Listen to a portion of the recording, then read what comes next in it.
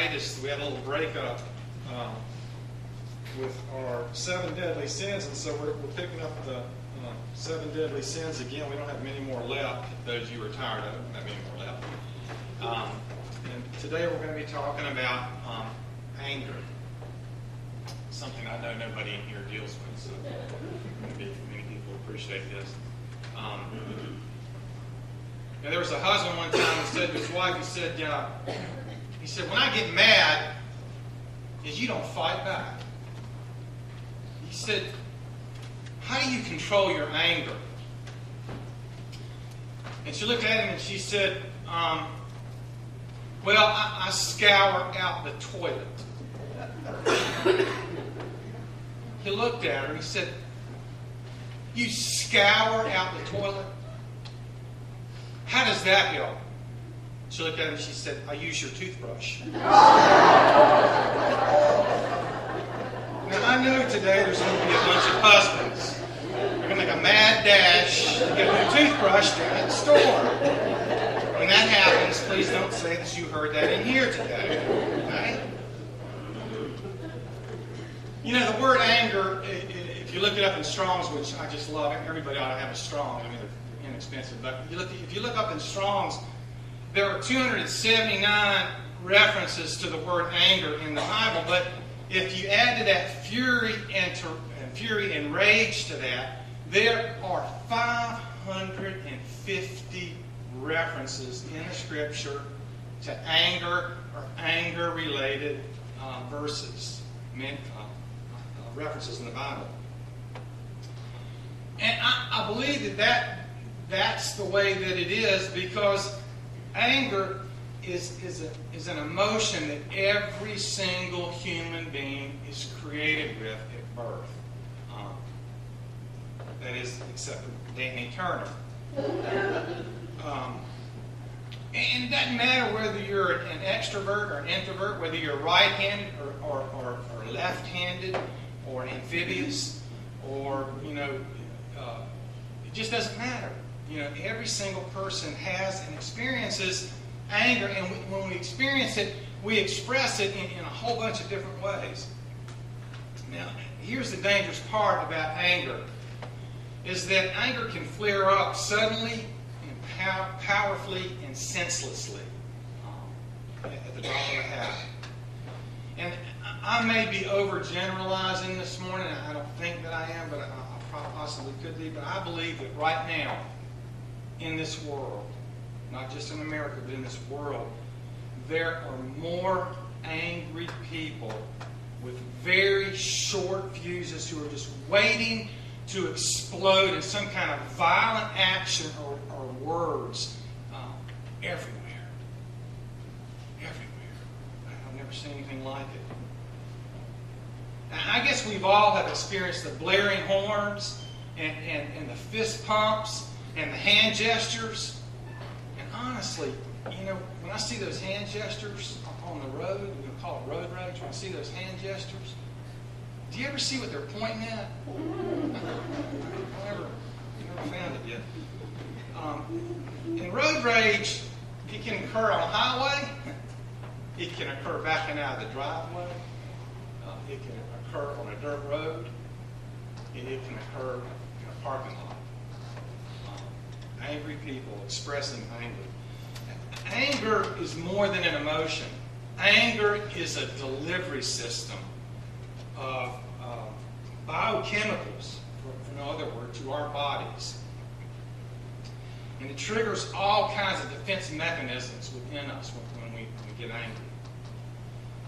The moment that anger begins surging through us, adrenaline begins moving through our bodies. And adrenaline brings a lot of stuff.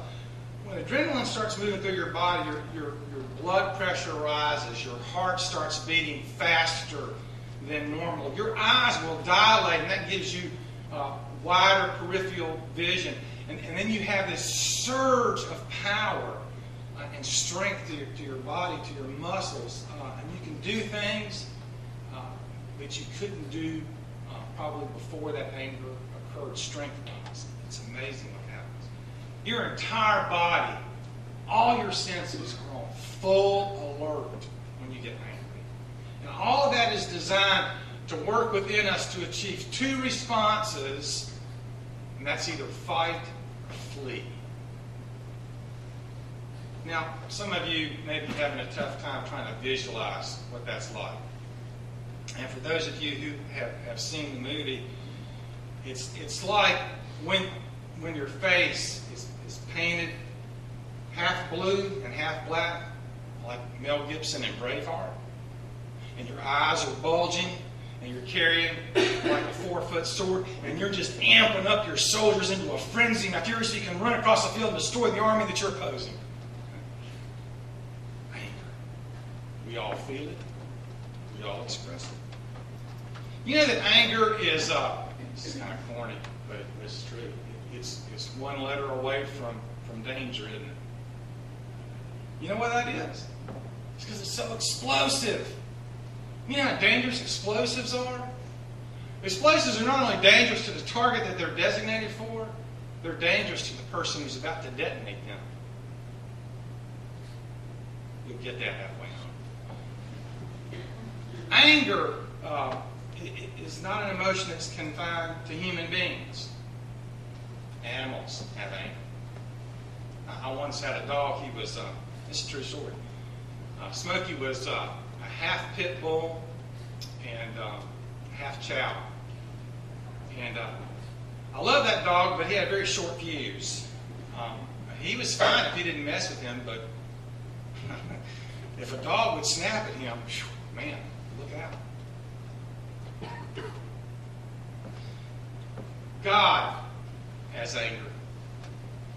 If you go back to the Old Testament, you can look and find all kinds of references to the anger that God has. And mostly, well, not mostly, exclusively, God focuses anger on us, on humans, and for the sorry, sinful way that we treat each other, or God is angered with us for the sorry, sinful way that we fail to trust and honor and obey God. It angers God to be our afterthought instead of our first thought. Jesus expressed anger. And Jesus was fully God and he was fully human. One of my favorite stories occurs in Mark in the 3rd chapter, starting at the first verse, and you can read down there, and I bet most of you know this story better than I do. It takes place in a synagogue, and it takes place on the Sabbath. Now, the Sabbath occurred then just like it does now in Jewish communities. The Sabbath begins at sundown on Friday and lasts till sundown on Saturday. So this occurred, and at sundown on Friday, just like then, just like it is now, the families have prepared all day for food and everything to be done, so that on sundown on Friday, for the next 24 hours, you don't work and you don't eat. I mean, you eat, but you don't have to prepare food. It's all been already done, you know. On Saturday, then, in Jesus' time, if you were in a community, Jewish community, you went to the synagogue, and you would gather in there, and you would listen to the rabbi read from the scroll or the Torah and expound on it. And on that day, Jesus went into the synagogue on the Sabbath.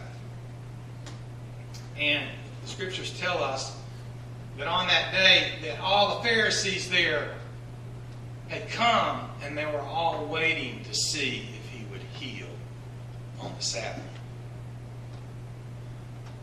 You got to kind of picture this, because they have moved to all various angles throughout that synagogue in case Jesus would do something like healing somebody in private. They wanted to be able to catch him at it. So Jesus does what Jesus always does. He walks in and he perceives what's going on the minute he comes into the synagogue.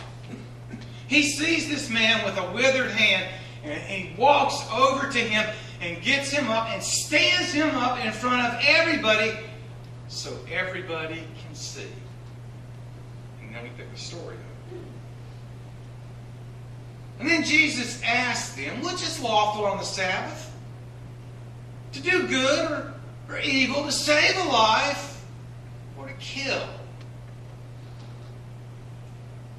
But they remained silent. Everybody say bad choice. Bad choice. He looked at them in anger and was deeply distressed. Literally means grieving on the inside at their stubborn hearts. Can you imagine what that stare of anger of Jesus must have looked like? Scary. In Matthew 18, Jesus gives an angry warning to anyone who would lead somebody who is brand new, an infant in their faith, to sin. And he set down a child right now in the midst of them. He uses an illustration. And he said, if you do that, if you take somebody who's brand new to their belief in God and you lead them into sin, he said, it'd be better for you if a millstone, a heavy grinding stone, were tied around your neck and you were tossed into the sea. Or the time when he we know this is probably better than any of the stories about Jesus' anger. It's in all four Gospels. He went into the temple and he flipped over the tables of the money changers, and he took a cord of whips and he drove all the livestock out of there. Why did he do that? Because all that stuff was hindering the worship of the people of his Father. And then there's this one, which is the longest reading we have of the anger of Jesus in the entire New Testament. I encourage anybody, if you want to read something really good, turn to Matthew 23, verses 13 through 36. And honestly, you can feel the heat on the pages. And in there, Jesus rips the Pharisees over their continuous practice of spiritual hypocrisy. And he does that through 7 woes. Woe to you, woe to you, woe to you. And every single one of those are written in the emphatic tense. And he uses some references like this. Blind guides, blind fools, blind men, blind Pharisees. Evidently, he didn't think they could see too good.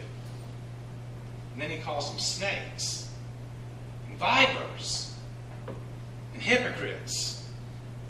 Not hypocrites once, or twice, or 3 times. 6 times he calls them hypocrites. And the thing about anger, if you ever gotten really, really mad, and after you've expressed that anger, do you ever feel completely drained? Am I the only one? And sometimes, I remember especially younger,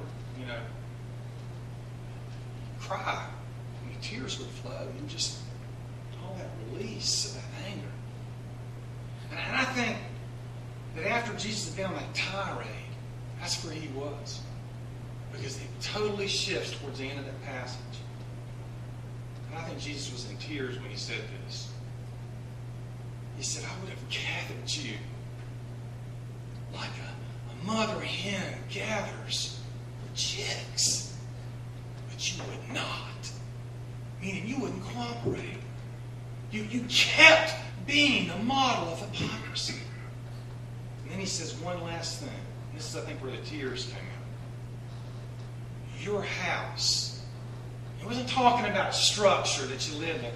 Your house was all of your connections. Your children and your children's children. Your neighbors. Everything that you're connected to. It's your interior house. And Jesus said, your house is left to you desolate. Desolate. This is something I've noticed after I went back and reread all this stuff. Every time Jesus expresses his anger, he absolutely honored the passage that we heard today from Ephesians. In your anger, do not sin.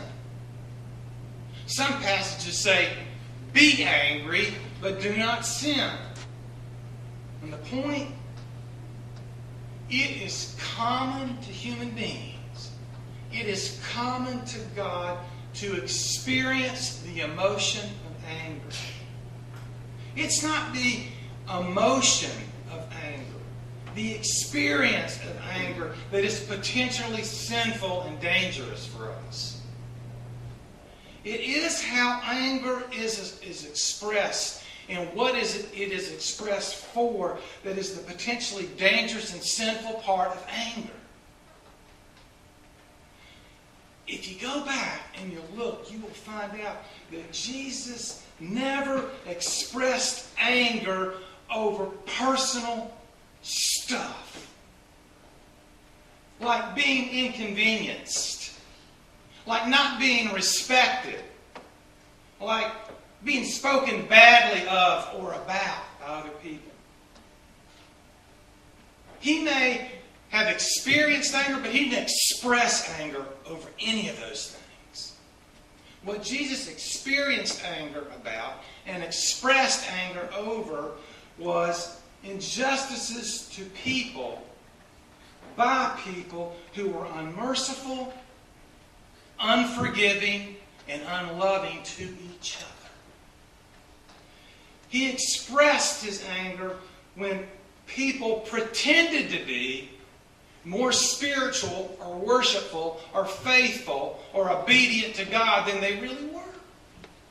Jesus experienced and expressed his anger over the people of God when they embraced the values and the morals and the ethics of this world while they ignored and failed to express the morals and the ethics and the values of his kingdom. See, listen, I'm chief sinner here. We get angry and upset when our favorite sports team loses to Duke.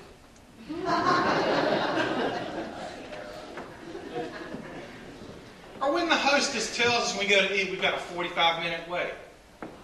Or we get a $500 car bill and we leave the mechanic's place and our car's still running bad. And we will soak in that anger and we'll dwell on that anger and we obsess on that anger. And God help the next person who displeases us in any way. Which is why Paul said, don't let the sun go down on your anger. But we do, don't we? And the longer we remain angry, the quicker we are to experience anger and to express anger. And when we do that, well, Paul warned us, don't give the devil a foothold. Because when we're in that condition, we can become his personal instrument to experience and to express anger in our entire circle of influence. To our family, to our friends, and to our brothers and sisters in Christ. Here's the question. This is what keeps me up at night wondering. Do we get angry over the sorry, sinful ways others are mistreated? By the unjust and unmerciful and unloving actions of other people? Are we outraged by the systems and organizations that embrace the values and the ethics and the morals and perpetuate them of the world?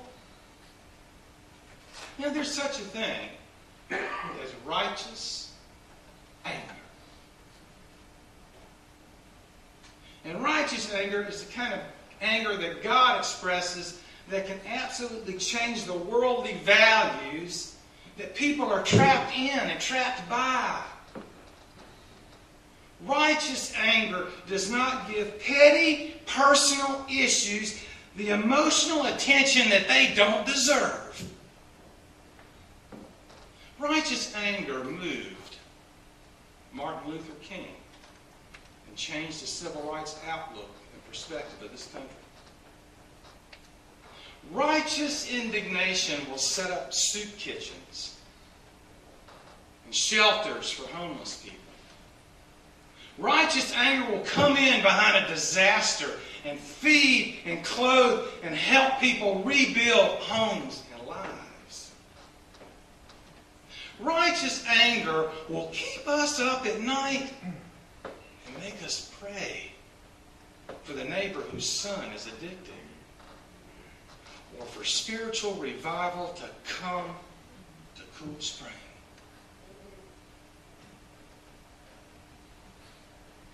So, what angers you? Is it the kind of stuff that God can get behind and empower? If it isn't, maybe it's time to scour out the toilet bowl.